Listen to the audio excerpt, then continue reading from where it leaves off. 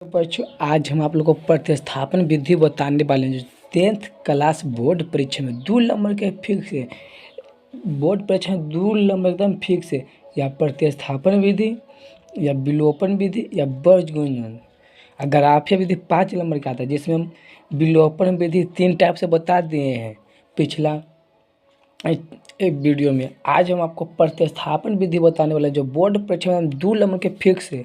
जैसे कि हम क्वेश्चन नहीं लिए किताब से, हम बेसिक बता रहे हैं कि हम एक बता देंगे तो आप किताब का एनसीईआरटी बुक का पूरा प्रतिस्थापन विधि बना लेंगे, ये हमको आपसे भरोसा है। इसके हम पहला क्वेश्चन यहाँ पर देख लें प्रतिस्थापन विधि से। x + y = 14 इस समीकरण 1 हो गया और x - y = 4 समीकरण 2। जैसे कि किताब में या बोर्ड परीक्षा में क्वेश्चन दे ले रहेगा समीकरण 1 और 2, मैंने बोर्ड परीक्षा में ऐसे नहीं दे रहा है। इतना ऐसे लिखा है, इतना और इतना का प्रतिस्थापन विधि से हल करें, तो हम डायरेक्ट समीकरण 1 और 2 मान लिए हैं। जैसे कि अब इसी से हमको x और y का मान निकालना होगा।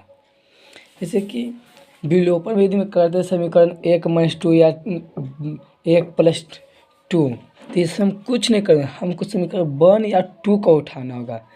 तो हम दोनों में से एक को उठा लेंगे। हम 1 को उठा लेते हैं, समीकरण 1 के हम उठा लेते हैं। लिखेंगे कि समीकरण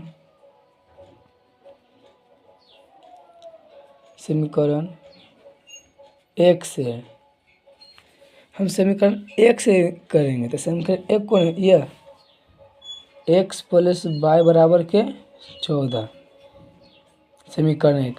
अभी हियाँ से हमको अभी x और y का मान निकल जाएगा एकदम सिंपल से। इन x यहाँ से x से हम y का मान निकालते हैं, तो हम x के मान निकाल लेते हैं। तो x ये बराबर कहने ले आते हैं, तो बराबर ये बराबर कहने जाएगा ये 14 है नहीं प्लस में, तो है नहीं माइनस में हो जाएगा। यहाँ से x का मान आ गया, तो इसको हम समीकरण 3 मान लेते हैं। समीकरण 3 अखनी x का मान नहीं है, क्योंकि इनमें y भी है, तो इसको हम समीकरण 3 मान लेते हैं। यहाँ आपको समझ में नहीं आया क्या? फिर से बता दें। जैसे कि x + y = 14 है, तो यहाँ से हम x या y के मान निकालेंगे, समीकरण 3 बनेगा। तो यहाँ से हम x से करेंगे तो बराबर लाएंगे, तो बराबर है नहीं आएगा, है प्लस में, तो माइनस में आएगा ना। तो यहाँ से ये हो गया। अब यहाँ से समीकरण 1 को उठाए हैं, तब समीकरण 2 में हम x का मान रखेंगे, और समीकरण 2 उठाते हैं तो समीकरण 1 में x का मान रखते हैं। तो यहाँ से समीकरण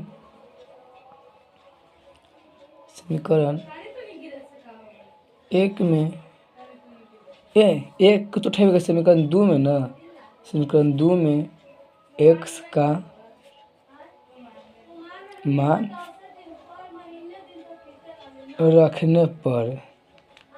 रखने पर समीकरण 2 में, यानी हम 2 उठाते तो 1 में रखते और 1 उठाएंगे तो 2 में रखेंगे। समीकरण 2 कौन है? x - y = 4 समीकरण 2 है। तो x बराबर क्या चाहिए था? 14 - y और ये -y = 4, यानी 14 माइनस माइनस प्लस, तो बाकी चिन्ह क्या करेगा? माइनस करते, यानी -2y = 4। फिर एक जात वाले एक जात लेके चल जाएंगे, यानी -2y = 4, यही ने प्लस में तहना के -14, यानी कि 2y = यानी 4 में से 14 घटेगा 10, यानी चिन्ह ज़्यादा किसका का है? चिन्ह ज़्यादा किसका है? 14 का है, माइनस। चिन्ह ज़्यादा किसका है? माइनस, तो -10y, यानी y बराबर है ने 2 क्या चीज में गुना में, 4 और 0 के बीच में गुना होता है, तो ना गुना में तो आ जाएगा -2 भागा में, यानी y बराबर ये माइनस से माइनस कट गया और ये 2 × 5 = 10, यानी y बराबर 5 आंसर आ गया। y बराबर 5। अब इस समीकरण y का मान हम कहाँ रखेंगे? बाई का मान हम 1 में रख सकते हैं, 2 में रख सकते हैं, 3 में। 3 में अच्छा रखें, 3 में सब कुछ, खाली बाई का मान रखेंगे और यहाँ से हम घटा देंगे। अब आपको समीकरण 1, 2 या 3 में बाई का मान रख सकते हैं। तो हम सिंपल रहेगा, तो हम बाई का मान समीकरण 3 में रख देते हैं। यानी समीकरण 3 में हम रखते हैं, समीकरण 3 में बाई का मान रखने पर, समीकरण 3 में बाई का मान रखने पर, समीकरण 3 को ने x बराबर बाई माइनस, चलिए तो आराम से निकल जाएगा।